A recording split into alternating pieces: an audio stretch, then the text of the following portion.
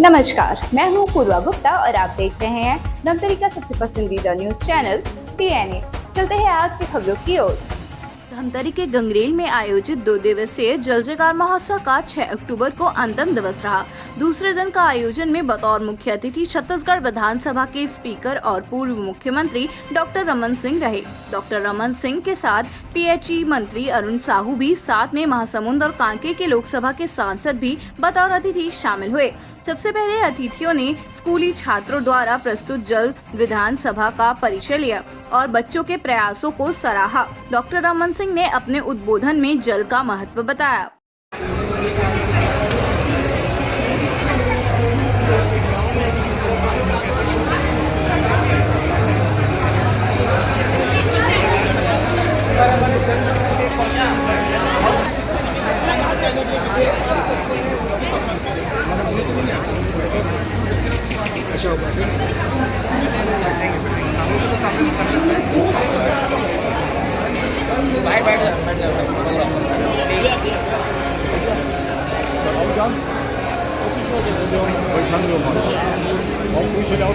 खुशी हो जाओ भाई, थोड़ा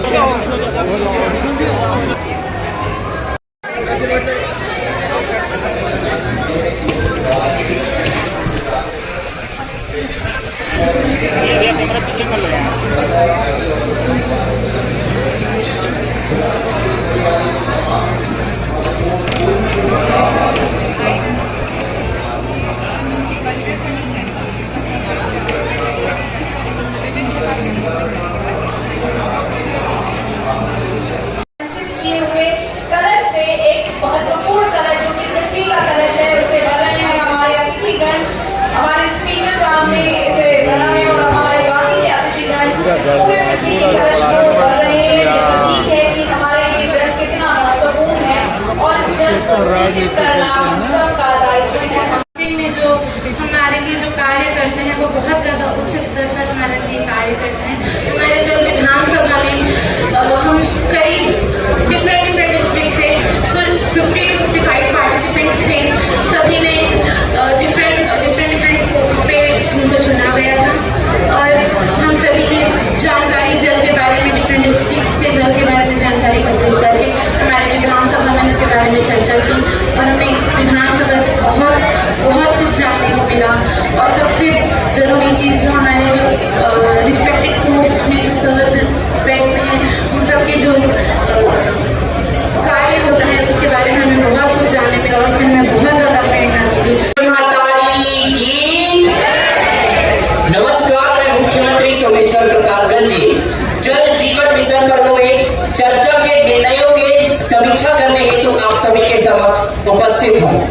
महोदय, जल जीवन मिशन के तहत हमने यह निर्णय लिया कि भारत के प्रथम व्यक्ति से लेकर अंतिम व्यक्ति तक, छत्तीसगढ़ के प्रथम व्यक्ति से लेकर छत्तीसगढ़ के अंतिम व्यक्ति तक 55 लीटर प्रति व्यक्ति जल की आपूर्ति करेंगे। हम छत्तीसगढ़ के हर एक घरों को जोड़ेंगे एक नल के माध्यम से। छत्तीसगढ़ के हर एक घर, हर एक शहर, हर एक जिला और हर एक नगरों को हम स्वच्छ जल, स्वच्छ तल एवं स्वस्थ वातावरण प्रदान करेंगे। यह निर्णय हम लोगों ने लिया। छत्तीसगढ़ की जनसंख्या में कुछ शिक्षित लोग हैं और अशिक्षित लोग हैं। ऐसे लोगों को जागरूक करने के लिए हमने विभिन्न योजनाएं चलाई और उनका सबको पालन करने का आदेश दिया। धन्यवाद। जो आज जल सभा आयोजन करेंगे इसे हमारा PHE मंत्री की भूमिका मेरी से जो ओकर अंतर्गत पहली बार में ऐसा सभा में पहली बार पार्टिसिपेट कर हमारा अनुभव नहीं है, लेकिन माननीय हमारे जो इस सभा के आयोजन करे से ओकर मैं बहुत धन्यवाद करना चाहता हूँ। जो मोर जैसे छोटे क्षेत्र के आने वाले विद्यार्थी का मौका दे कि वो अपन क्षेत्र के बारे में बता सके और मैं बहुत धन्यवाद करना चाहता हूँ। एक समय इसे जहाँ छत्तीसगढ़ में ठीक से पीने पानी नहीं है और मान्यवर अपन योजना के अंतर्गत ऐसे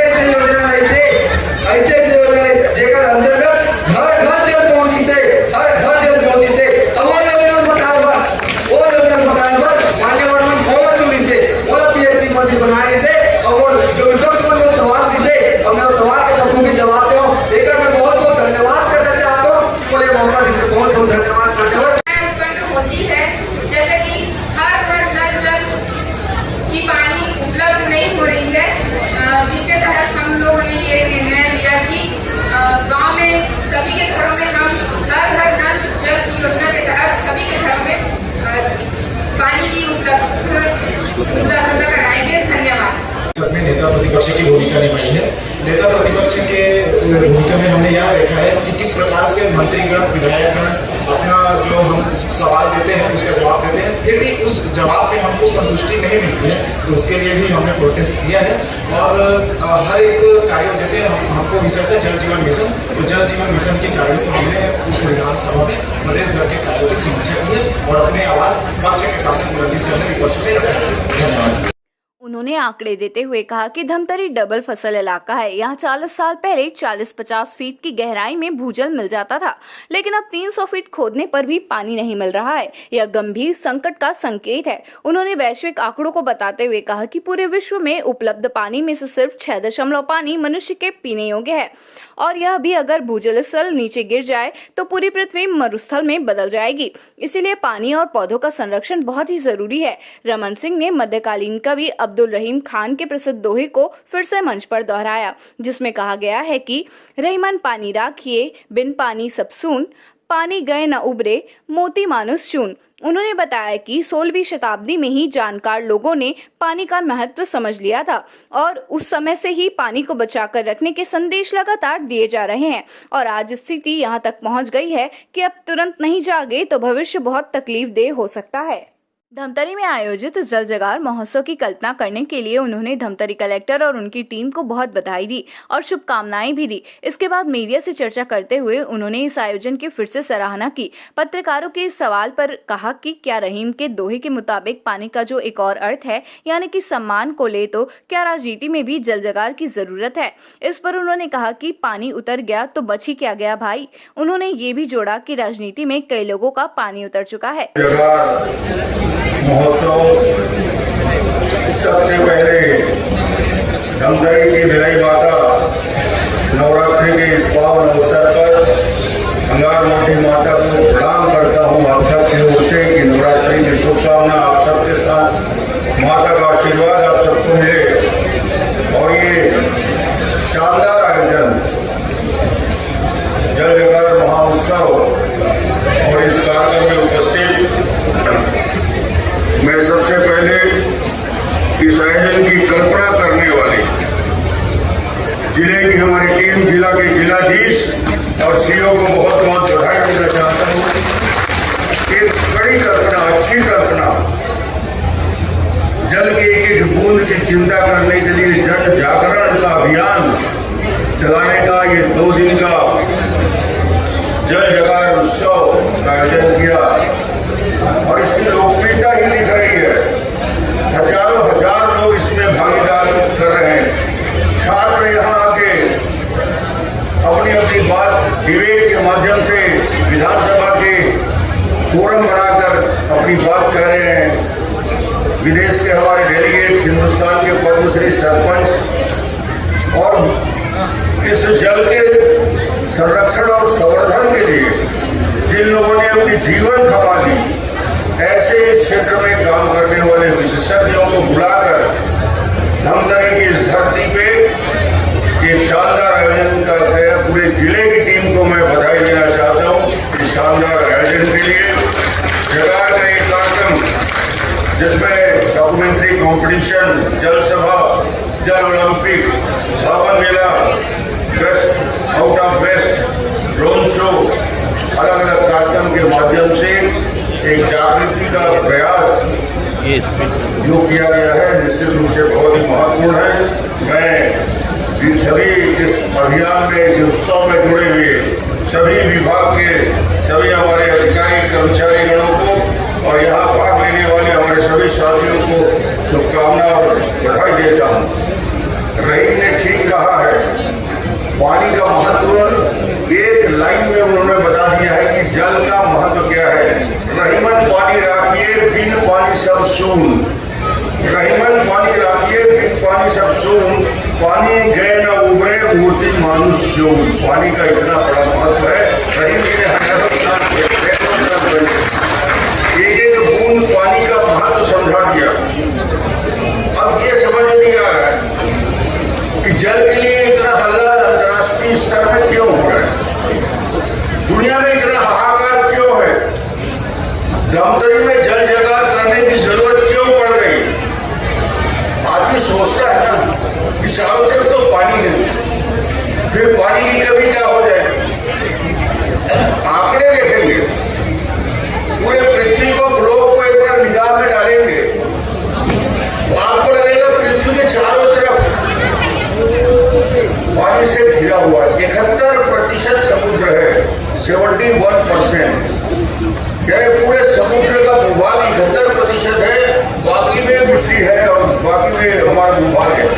जब 71% पानी है समुद्र में, तो फिर पानी की जरूरत क्यों पड़ेगी? इतना पानी है हमारे पास, नदी है, जल है, तूफान है।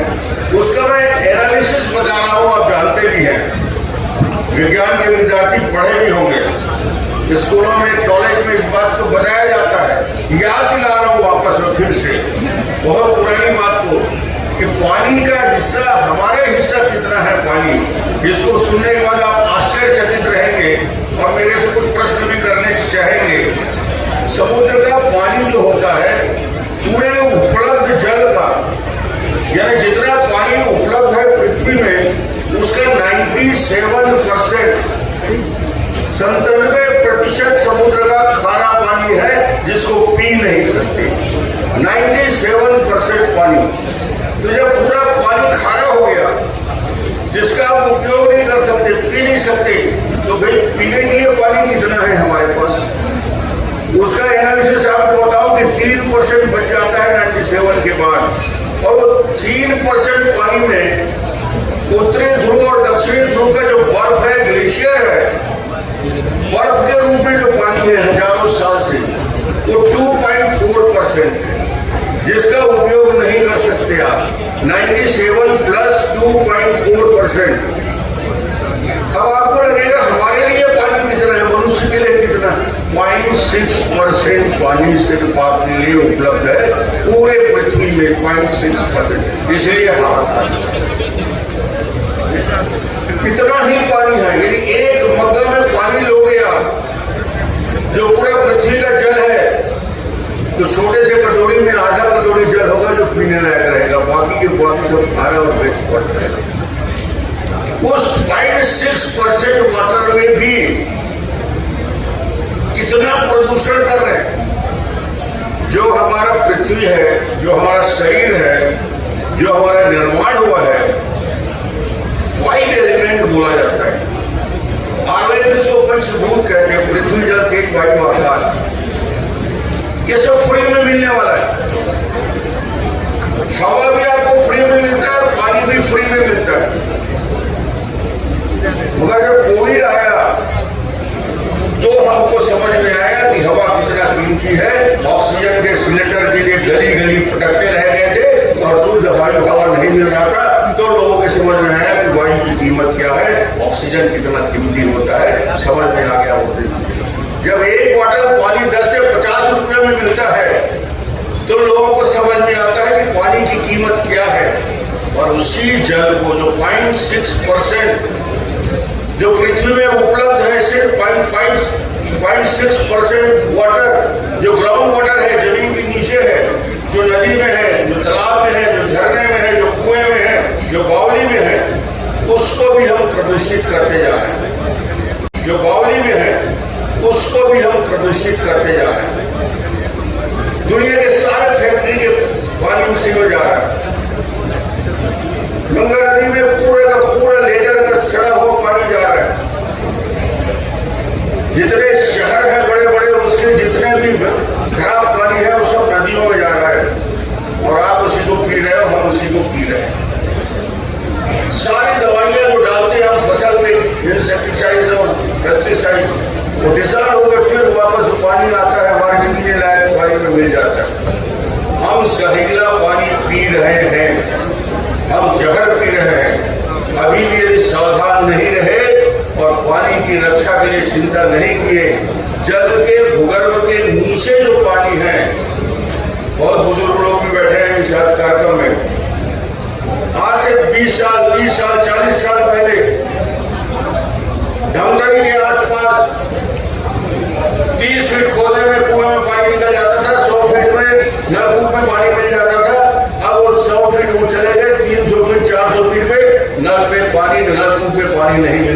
पानी नीचे जा रहा है। अब मुझसे एक प्रश्न पूछते हैं विज्ञान के विद्यार्थी कि नीचे जा रहा है तो आपको क्या दिक्कत? हम 100 फुट का है वो कर देंगे।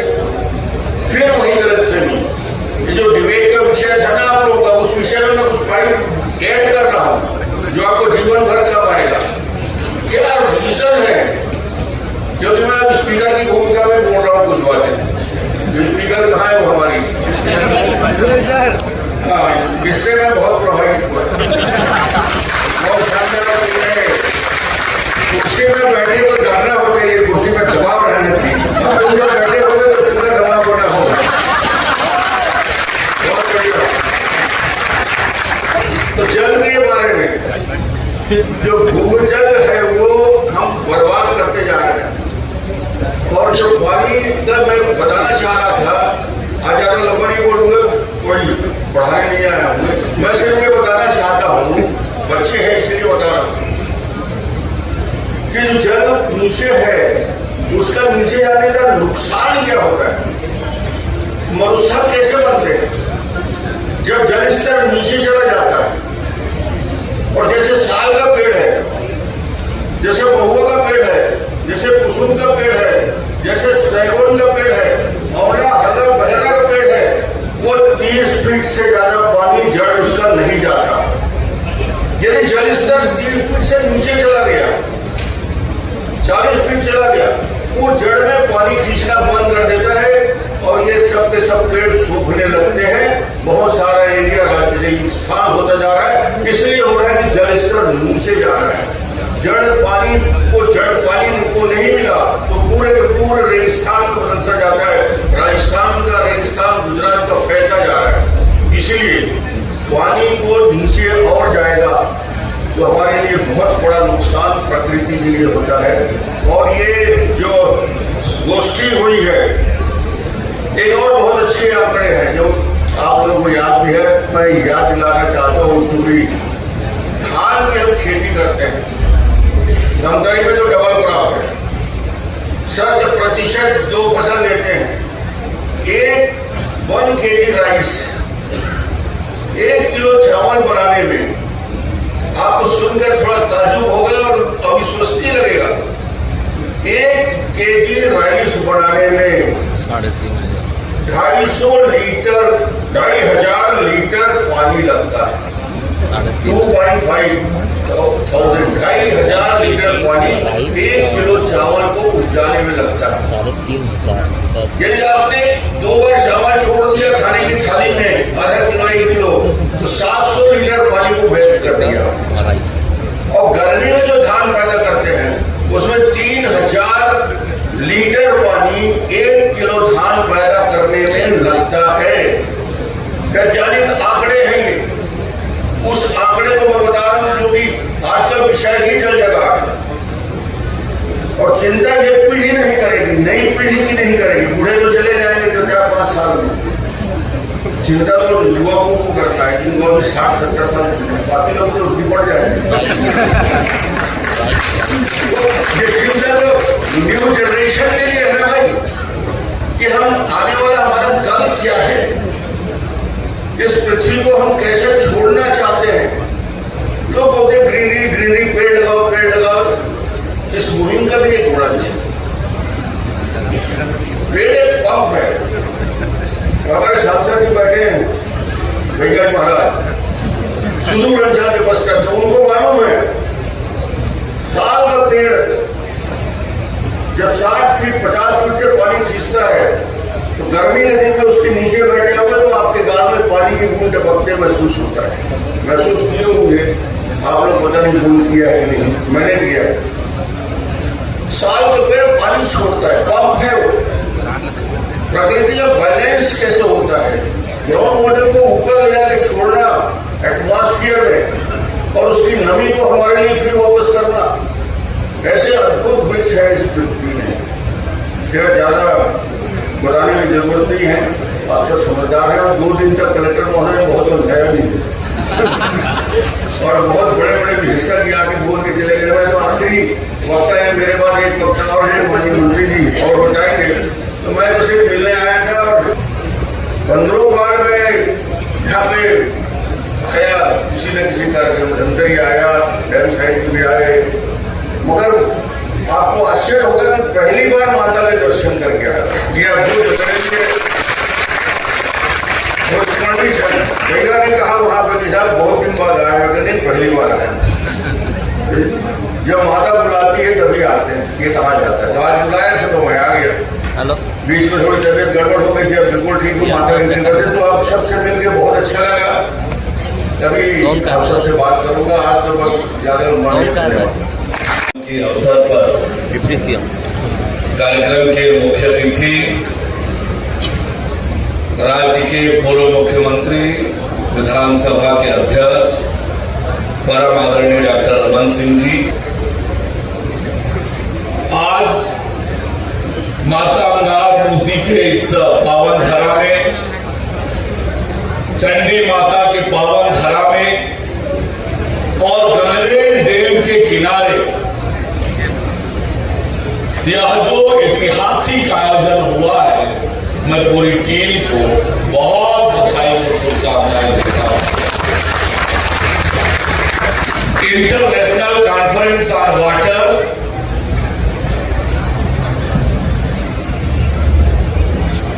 जल पर विचार दुनिया का समर्थन, water conservation and saving of water is now the burning and very, very relevant topic for the world. It is most relevant topic for the world to save the water and to prepare for conservation of water.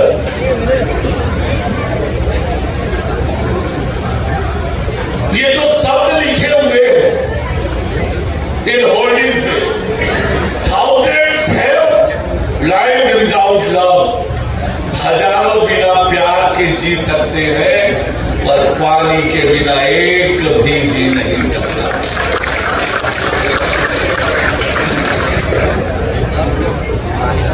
जल ही जीवन है, जल है तो कल है, ये नारे हमने बहुत लगाए,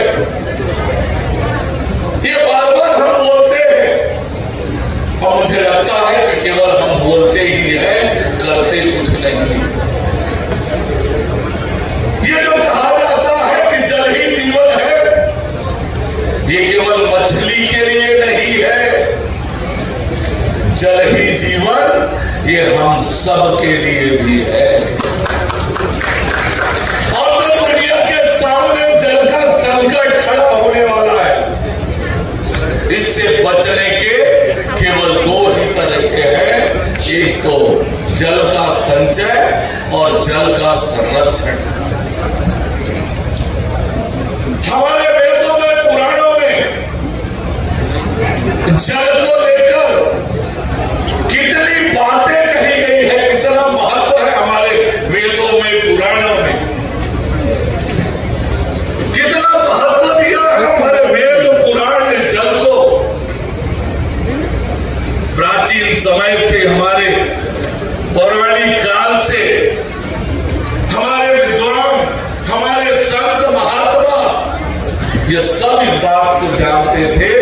डॉक्टर साहब ने जो आंकड़े बताए, उन आंकड़ों के आधार पर उन्होंने, हमारे वेदों ने, पुराणों ने, ऋषियों ने, मुनियों ने, मनीषियों ने हमें सचेत किया, हमें बताया कि जल का हमारे जीवन में कितना महत्व है, जल का कैसे उपयोग करें, जल का संचय कैसे करें। ये बार बार समझाया, बार बार बताया, पर हमने शायद उससे सबक नहीं लिया। और आज अनेक क्षेत्र ऐसे हैं जहां पर पानी की जब घोर संकट उत्पन्न होती है, कैसे हो जाता है जीवन, कैसे लोगों को तकलीफ होती है बिना जल के। इस बात की आप कल्पना करें, और कल्पना करें तो आपको ध्यान में आएगा कि बहुत भयावह स्थिति हो गई है, बहुत कठिन हो गया है, और इसके लिए हम सबको आगे आना पड़ेगा। जिस प्रकार का काम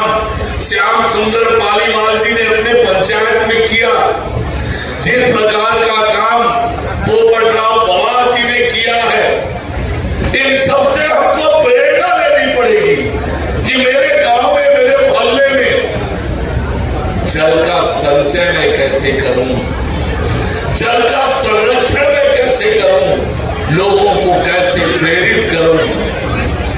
ये हम सबको ये प्रेरणा देता है। धमतरी जैसे स्थान पर, माता नारमती की धरती पर, मां चंडी की पावन धाम, इतने बड़े गंगरेल डैम के किनारे इतना बड़ा आयोजन, इंटरनेशनल कॉन्फ्रेंस ऑन वाटर। मैं तो, मुझे लगता है कि एक बार तालियों से नम्रता गांधी जी का अभिनंदन करना चाहिए, इतना बड़ा कार्यक्रम किया, इतने जागरूकता के काम, पूरा कैंपस, पूरे प्रदेश और देश में इस कॉन्फ्रेंस की चर्चा हो रही है। छत्तीसगढ़ के धमतरी में इंटरनेशनल कॉन्फ्रेंस ऑन वाटर हो रहा है, पूरी दुनिया में चर्चा हो रही है, विदेश के हमारे मेहमान आए।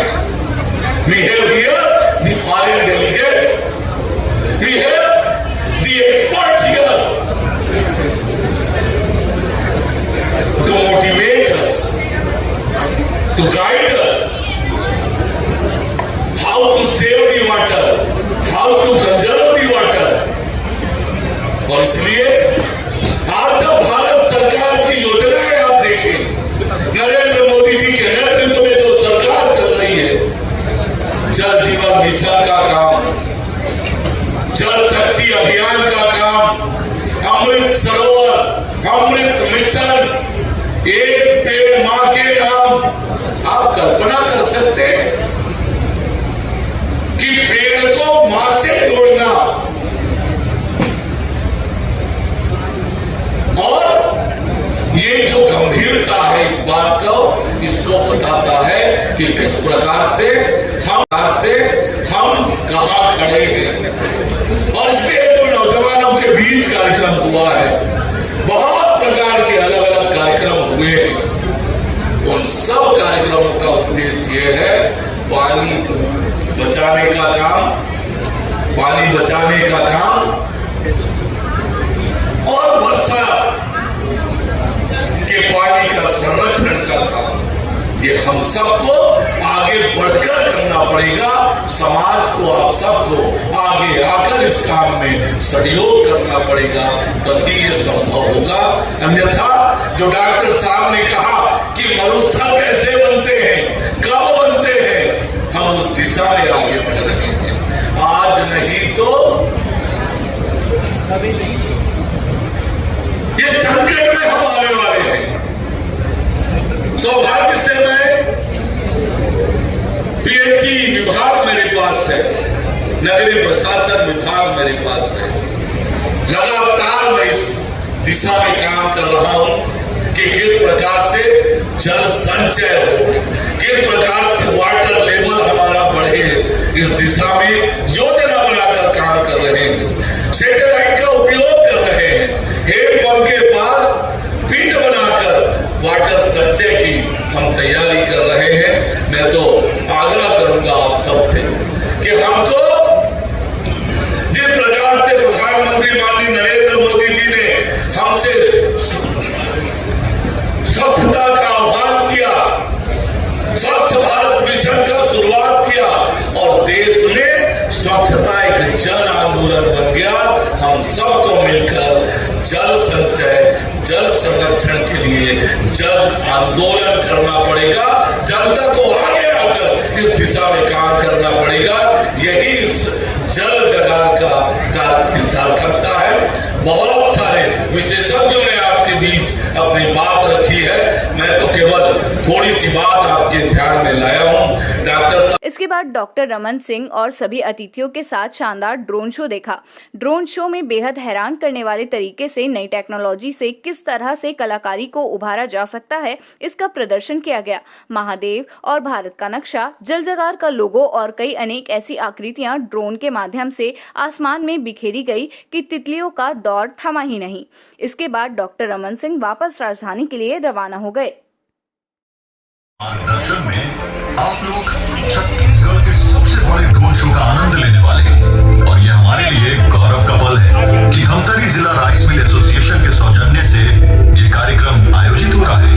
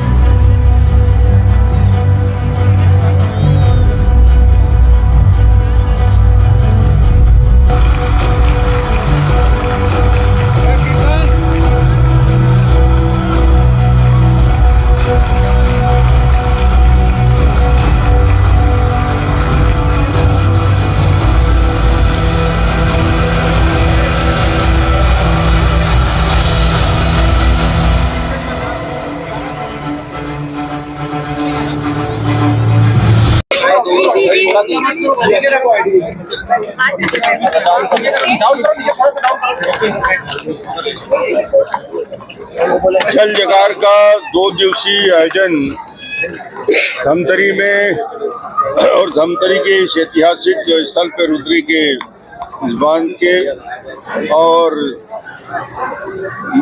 पहले दिन इसकी शुरुआत माननीय मुख्यमंत्री जी ने किया और आज इसका समापन हो रहा है। अलग अलग प्रकार से जल के ऊपर जागृति लाने के लिए, जल के संरक्षण के लिए, संवर्धन के लिए हम क्या क्या उपाय कर सकते हैं उसको बहुत सरल तरीके से लोगों तक ले जाने का काम किया और इससे बेहतर स्थल नहीं हो सकता था। अलग अलग ड्रोन शो के माध्यम से, यहाँ छात्र संसद के माध्यम से विशेषज्ञ पूरे देश और दुनिया से आए थे, उनके द्वारा अपने अपने अनुभव को बताते हुए कि कैसे पानी की रक्षा हमको करना है, जल संरक्षण करना है, वृक्षारोपण करना है, प्रकृति को और को बचाना कैसे है, ये विषय में महत्वपूर्ण चर्चा हुई। यहाँ के जिलाधीश और यहाँ के पूरी टीम को मैं बधाई देता हूँ। माननीय हमारे डिप्टी सीएम साहब भी यहाँ आज इस कार्यक्रम में हमारे बीच उपस्थित रहे, जिनके पास न केवल पानी के संचय का और पानी पिलाने का जल जीवन मिशन का जवाबदारी भी उनके ऊपर है, तो निश्चित रूप से छत्तीसगढ़ सरकार मुख्यमंत्री के नेतृत्व में इस दिशा में पूरी कार्य योजना बना के प्रधानमंत्री जी के निर्देश के अनुसार जल जो जीवन मिशन है, जल संरक्षण का मिशन है, हर घर में हर व्यक्ति तक पानी पहुंचाने का काम कर रहे हैं और ये निश्चित रूप से 2 दिन की जागृति पूरे प्रदेश के लिए महत्वपूर्ण है। डॉक्टर साहब, स्पीकर सर, एक प्रश्न है कि आप अभी स्पीकर की भूमिका में हैं और रहीम के दोहे का आपने उल्लेख किया था, उसमें पानी का जो दूसरा अर्थ है उसमें कि राजनीति में भी जल जगार की आवश्यकता लगती है। पानी उतर गया आदमी का तो क्या बचता है मेरे भाई, कई लोगों को पानी उतर चुका है। चलिए आराम से। तो ये था आज की ताज़ा तरीन खबरों का सार। आप बने रहिए हमारे साथ TNA न्यूज़ पर। धन्यवाद।